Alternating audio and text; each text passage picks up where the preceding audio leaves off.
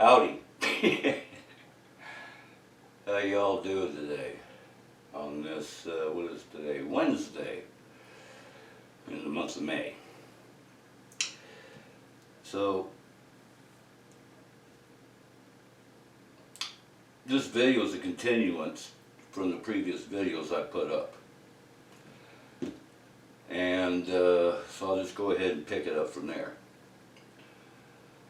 So, like I was saying in the last video, where when everything in the one area that we were doing our research at, obviously went completely south on us. So we took our research up to a higher elevation. We were around 5,000–6,000 feet. Now,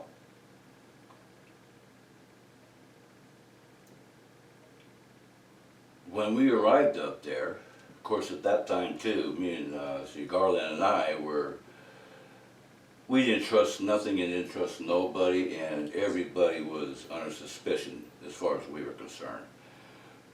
And the times that we went up there, which we did a variety of day and night research, as I was driving, Garland was always checking if anybody was following behind us. But that didn't tell us if something was above us. When after a little bit of time doing research in this particular area is where I documented two different hominid hybrid groups, which I called the South Side group and the North Side group. Each group had 8 to 9 members in the group.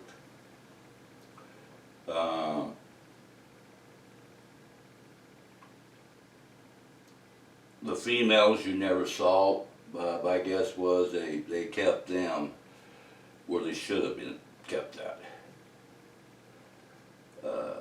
Not out where they could be exposed, because most likely they're back at the dwelling and they're taking care of the young ones. So the only ones that came out actually was the males. Now, this one particular area we were at, where we, like I previously just said, that I documented two different groups. And being Garland and I, we would discuss things over our cell phones, and basically just come up with some kind of a tactical plan that how we're going to conduct our research, and if it was going to be night or day, and we would mainly discuss, just in a summary type aspect. Came up to mine and Garland's attention that we got to the point where we felt like somebody was listening in our conversations. And the reason why I came up with that conclusion was the simple reason that it seemed to me if Garland called me, or if I called him, as we were having a conversation, you can kind of hear like a third party is on there, because you get this kind of an echo. That's not supposed to happen. And a little time went on that, and me and G decided to have a discussion about this privately between us. And he came over to my house and we sat down and talked about it. And he told me, he says, somebody's listening on our conversations. He says, what do you think? And I replied, I think you're absolutely right. And so we decided that from now on, when we contact each other by our cell phone, that we would talk about other things, not whoever was listening wanted to hear. So in our own little way, we were kind of letting whoever was doing this, let them know that, hey, look at, we're on to you. So, and a little bit after that, it quit. There was no third party listening to our conversations any further. And on top of that, we never discussed our business over over cell phone period anymore. It was all done in private. So that being said, of course you can't blame us that we're very, very suspicious on everything and everybody.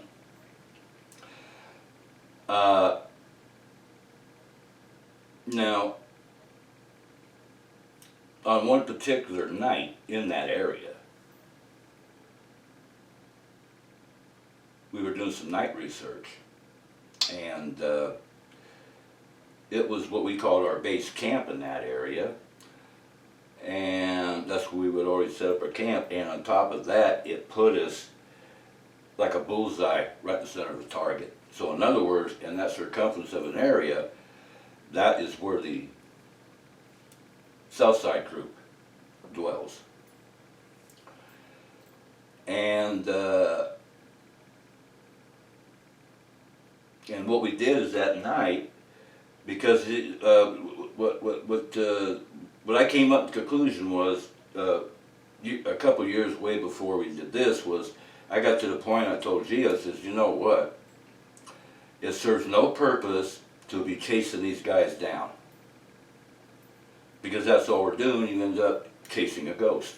They'll just constantly evade you. You're never going to get caught up with them. You're never going to get, how would I put it, conduct what you want to conduct. It's just not going to happen. These guys are highly intelligent. They're not stupid. And so I came up with an idea one day, and I told G, I says, hey, you know what? Let's let them come to us, and they will. And so we start practicing that, and sure enough, reality came to truth. They start coming to us. We didn't have to go chase them through the forest anymore. They came to us. Once we got that going on, so we set up for some night research on this one particular day. And that evening, I set up our trail cams in positions where I know they would come into our camp. That's what we wanted. No matter where they would have showed up, our trail cams would have got it. So that particular night, we went out that evening, and we didn't go out. We didn't go searching for anything. What I did was I went out and I started communicating by wood knocking and vocalizing, just to stir it up, get things going.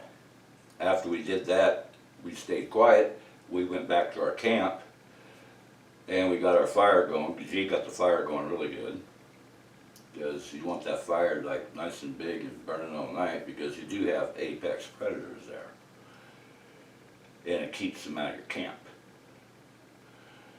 So around about 10, 11 o'clock that night, here they came. It started out with vocalization. The vocalization was getting stronger, louder, and closer. And as about every 5 minutes, there would be hesitation between each time period before it would start up again. And then when it started up again, it became pretty obvious that they were coming closer and closer and closer. And I will tell you, it did get to the point where Garland was starting to feel a little uneasy.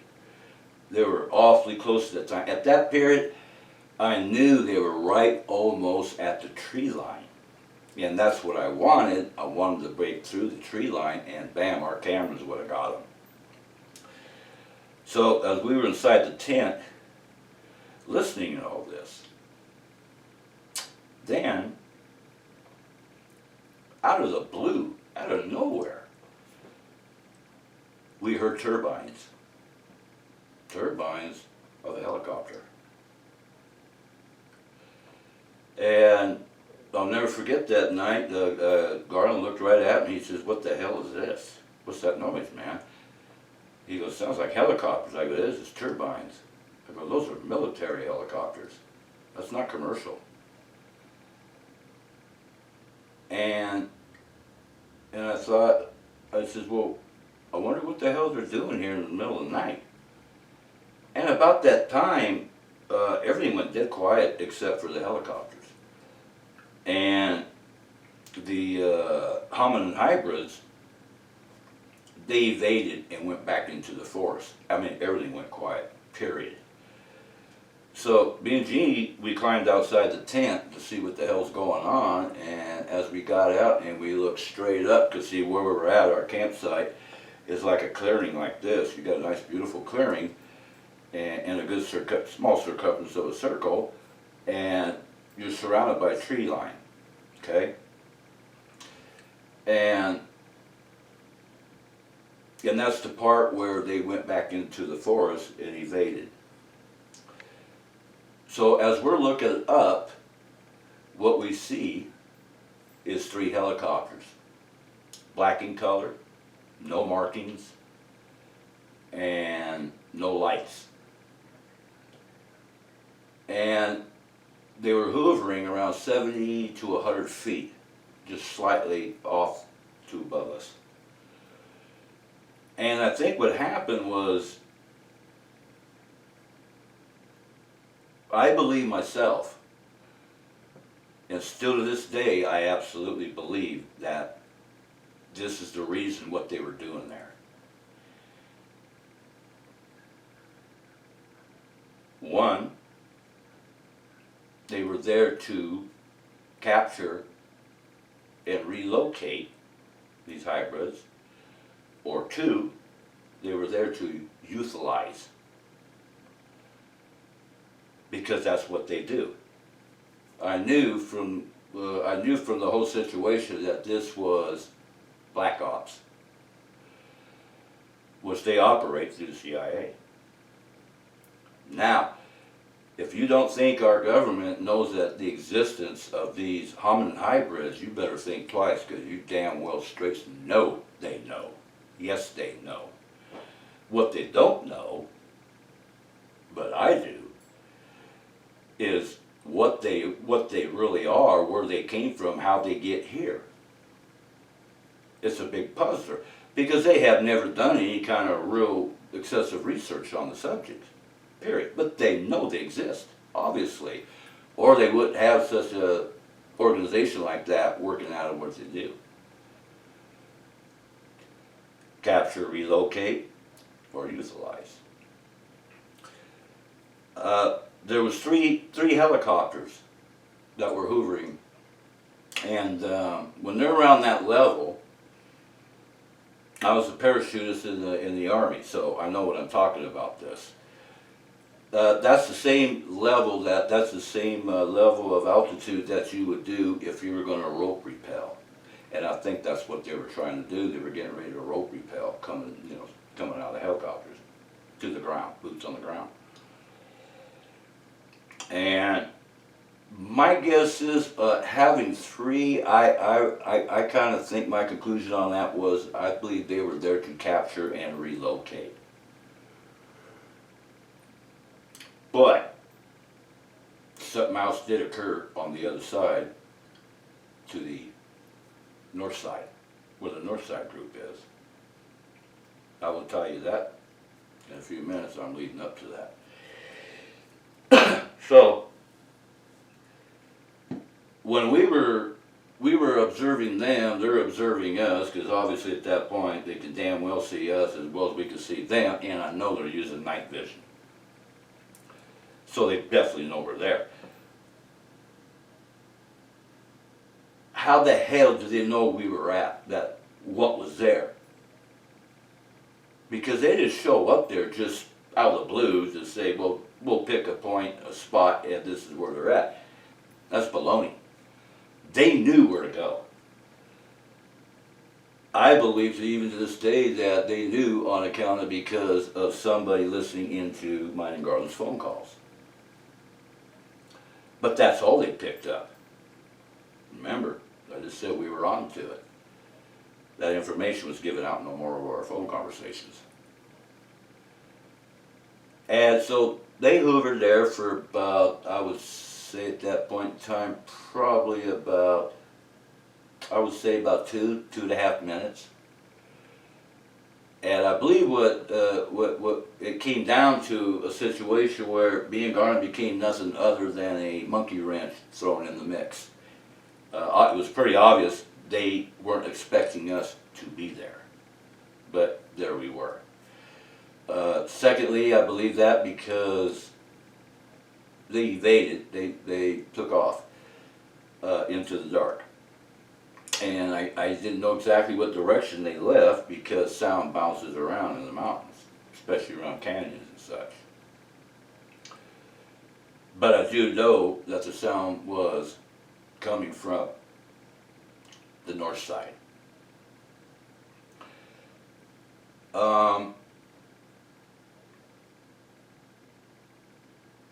The hybrid hominids never came back the rest of that night.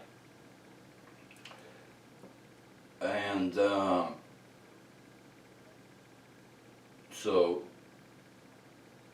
me and Garland went back in the tent, we discussed everything. And like Garland said, how in the hell do they know where to go to? And I said, pretty obvious, you know, man. Listen to the phone calls. But thank God nothing happened to the group.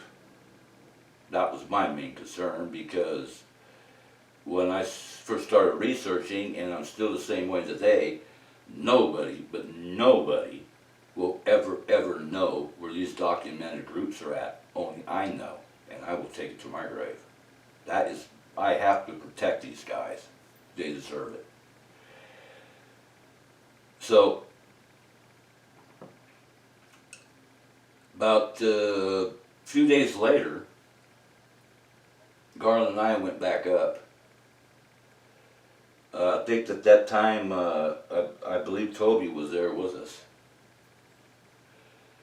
And we went on the south side, I mean the north side, and there was one time in this one area where we came across and found 2 mine shafts that had been there since the gold rush days. Since the late 1840s into the early 1850s. And of course, you know, a mine shaft is something that goes down vertical, not horizontal. And they had been in use. I knew at that point in time that the other group, the north side, were dwelling down in there because it would give you a complete atmospheric thing of subterranean. And so when we went back in that area, again a couple days later, just before we got to the point where the mine shafts were at, we came across this one area where I noticed, we looked on the ground, and we found some 223 cartridges where an M16 had been expended. I found quite a few cartridges which I picked up as evidence. I have them today still. And government issued 223 rounds. And not only that, also found some tracers, government issue.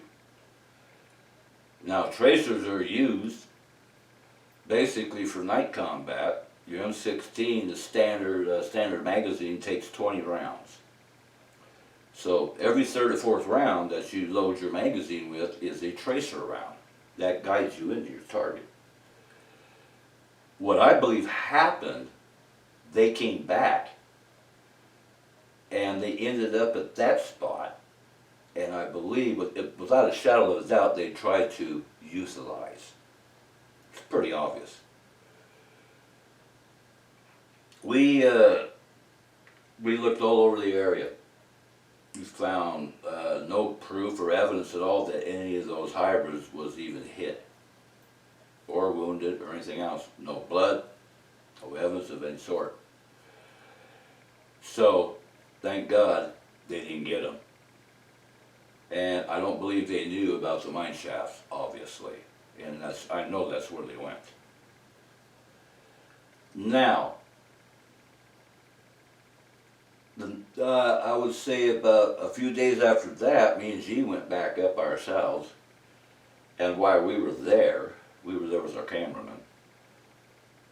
I heard turbines. Not a single turbine prop, but two. And I was thinking, what the hell's going on around here? And I popped my head out of the tree line, and I looked up where it was coming from, and I saw a CH-47 Chinook. And it was coming from the ground, the opposite to my right, and it was going to move. It was gaining altitude real slow. The CH-47 that I saw was black in color, as the same of the other helicopters we saw that one night. I knew right there and then they are seeking.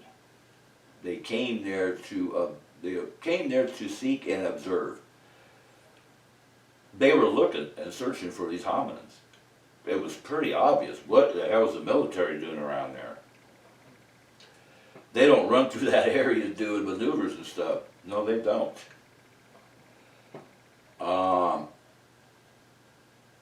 And not only that, not to mention in the area I have just talked about and discussed was highly, very highly active with UFOs. And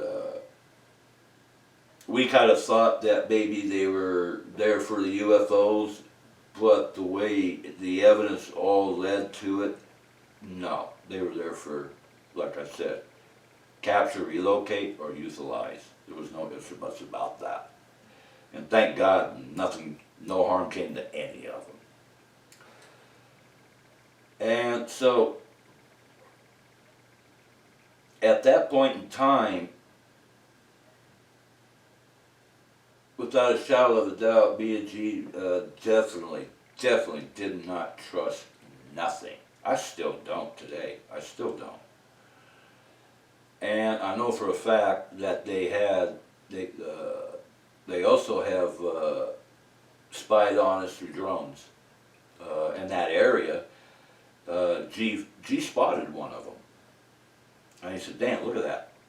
Quick, look over there off to the left." And I looked, and you could see it. And as soon as we were looking at it, the drone backed off and went to the treetop and over, and it went to the other side of the treetop and disappeared. I wonder why that was. And there was I think 2 to 3 times that we saw these drones. We know they're spying on us. So me and G had to basically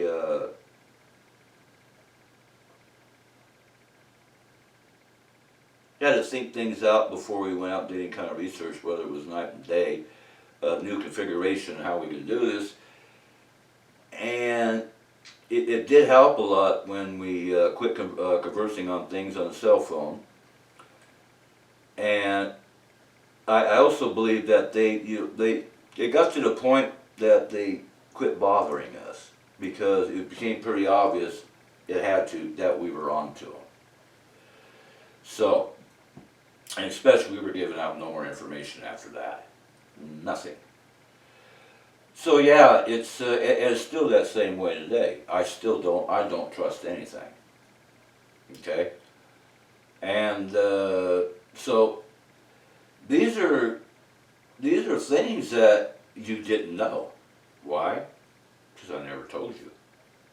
You know, these are things you generally are not going to talk about. But I have to say something because it does relate into my research. It involved itself into my research. So like I said, if you don't think that the government knows the existence of these hominin hybrids, better think twice, because they do. Anyway, that was another part that I wanted to let you know about, and there's several more. And so that's, I'm going to go ahead and wrap this up. That's about all I got to say on that. Oh, by the way, before I let you go, one more thing I want to tell you real quick. Thursday night, up here, Thursday night, around exactly 9:40 p.m., I was out in the front of my property. And like I usually do, I'll go out and observe in the sky. And this time I timed it just right, and when I was out there, I noticed a object that was flying over was coming from the west, and it was flying in direction to the northeast. And when I first saw the object, I looked up and I thought it might have been a satellite. As I observed the object, it was no satellite. And it was definitely a unidentified flying object. And as I was observing it, it came from the west, from the Mount Shasta area, like they usually do, and it's going to the northeast, which they usually do. That's their flight pattern. That I have seen that since I've been here in 3 years. And it got to the point about right here. Mount Lassen's right here behind me, and it was just on the other side of Mount Lassen. And I know that this UFO had to be manned by something, a living thing, because the craft was doing things that you can only do unless it was manned, period. Satellites can't change direction. They can't just go, go vertical, come back down, zag over this way, zag over that way. They possibly can't do that. They fall in orbit. So this was definitely a manned craft. The strange thing about the craft, though, I would say it was probably up around about 20,000 feet altitude. Absolutely no sound, doing excessive speeds. And basically where it was heading to was, they always do, to the other side of the Sierra Mountains over here. You end up in the northern part of Nevada. It's all desert. And the funny thing about the craft, as I watched it, I've seen different types of lighting, illumination coming from different types of crafts. This one here, it was a good sized craft. To view it as clear as I could at 20,000 feet.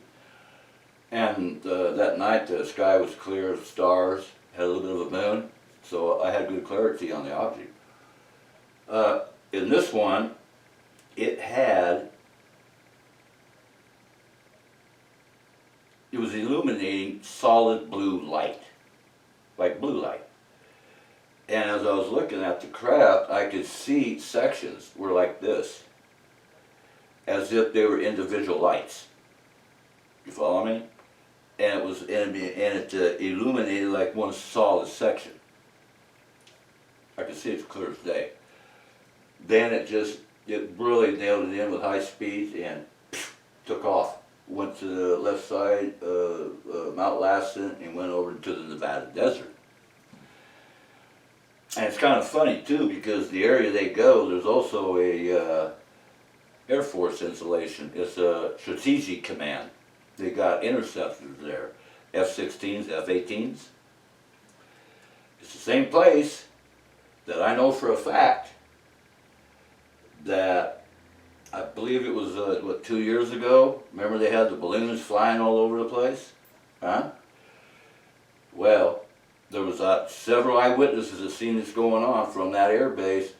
2 F-16s took off. They spotted even the witnesses that were on the ground looked up and they seen a round object. And it was glowing white. and it was very large. And they knew something was up because they saw they heard and saw the F-16s take off from the airstrip, and they hit full throttle, so they're hauling ass, and they were heading right to the object. Now check this out. Very quick, short time period, they got towards the pretty close to where the object was at, and then one of the eyewitnesses said that they saw a streamer come out from one of the jets. They just fired a missile. They hit the object, blew it all to hell, and it disintegrated it. Okay? Now I'm going to tell you myself right now, when he fired that missile, it's got to hit something solid. That's what makes it go off. It's got to hit a solid object. If it was a so-called weather balloon, that rocket would have went right through it. It would not have exploded. But whatever it hit, it was a solid mass because it exploded, disintegrated it. And yeah, the Air Force, of course, they denied it. It was all denied that it was nothing other than a weather balloon. That was bullshit. That was full of crap. No, no, no. It was a UFO they shot out of the sky. And they never reported it was not on any newscast, nothing. They just kept it quiet. Period. So, there you go. I hope you liked this video. You guys have a good one. Weekend will be coming up in a few days. You guys have a nice weekend. Enjoy. I will catch you later. Take care. Bye.